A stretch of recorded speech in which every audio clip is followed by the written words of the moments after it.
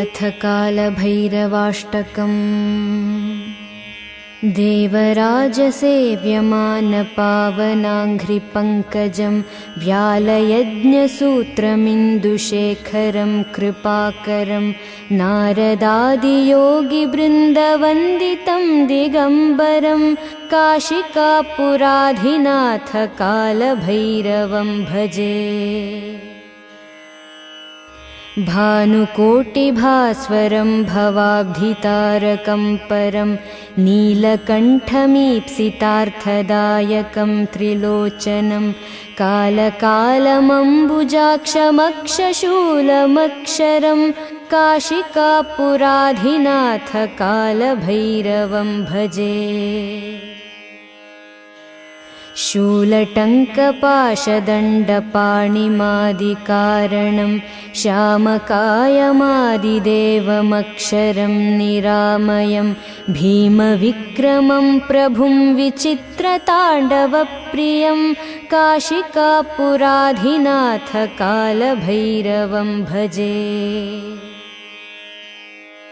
भुक्तिमुक्तिदायकं प्रशस्तचारुविग्रहं भक्तवत्सलं स्थिरं समस्तलोकविग्रहं निक्वणन्मनोज्ञहेमकिङ्किणीलसत्कटिं काशिकापुराधिनाथ कालभैरवं भजे। धर्मसेतुपालकं त्वधर्ममार्गनाशकं कर्मपाशमोचकं सुशर्मदायकं विभुं स्वर्णवर्णकेशपाशशोभिताङ्गनिर्मलं काशिकापुराधिनाथ कालभैरवं भजे।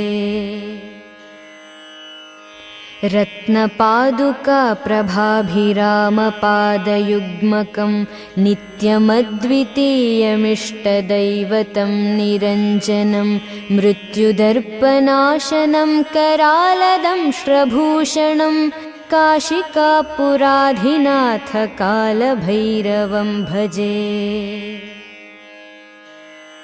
अट्टहासभिन्नपद्मजाण्डकोशसन्ततिं दृष्टिपातनष्टपापजालमुग्रशासनम् अष्टसिद्धिदायकं कपालमालिकाधरं काशिकापुराधिनाथ कालभैरवं भजे।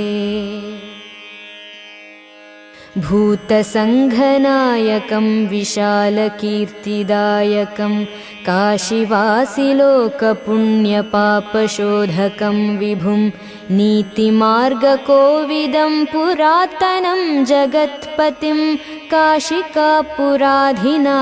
कालभैरवं भजे। कालभैरवाष्टकं पठन्ति ये मनोहरं ज्ञानमुक्तिसाधकं विचित्रपुण्यवर्धनं शोकमोहलोभदैन्यकोपतापनाशनं ते प्रयान्ति कालभैरवाङ्घ्रिसन्निधिं ध्रुवं ते प्रयान्ति